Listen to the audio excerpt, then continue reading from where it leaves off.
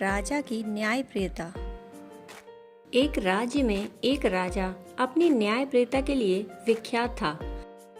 एक बार उसके पास एक जटिल मामला न्याय हेतु आया। मामला एक भिखारी का था। घटना कुछ इस प्रकार की थी कि भिखारी को मार्ग में एक बटुआ पड़ा मिला जिसमें 100 मोहरें थीं। वह उन्हें सरकारी विभाग में जमा कराने चल दिया, परंतु उसे रास्ते में एक सौदागर मिला जो उससे बोला बटुआ उसका है और वह उसकी ईमानदारी के लिए उसे आधी मोहरें देगा। भिखारी ने बटुआ उस सौदागर को सौंप दिया, परंतु पैसे मिलते ही सौदागर के मन में बदनीयती आ गई। उसी भाव से वह भिखारी से बोला, अरे इसमें तो 200 मोहरें थी, तुमने तो आधी रख ली हैं। भिखारी ईमानदार था, वह झूठा इल्जाम स्वीकार न कर सका, इसलिए वह न्याय मांगने राज दरबार में पहुंचा।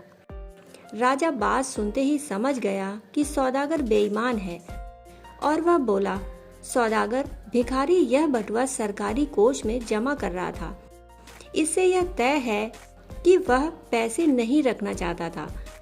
तुम कहते हो कि तुम्हारे बटुए में 200 मोहरें थीं और इसमें से 100 निकाली, तो इसका मतलब यह हुआ यह बटुआ तुम्हारा नहीं है और भिखारी को किसी और का बटुआ मिला है।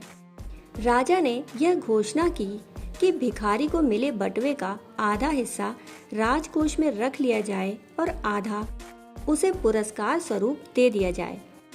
जहाँ तक तुम्हारे बटुए का प्रश्न है, तो वह जब मिलेगा तुम्हें वापस कर दिया जाएगा। लालची सौदागर हाथ मलता रह गया, क्योंकि बटुआ उसी का था, पर ज्यादा पाने के लालच में वह अपनी ही दौलत गंवा बैठा था।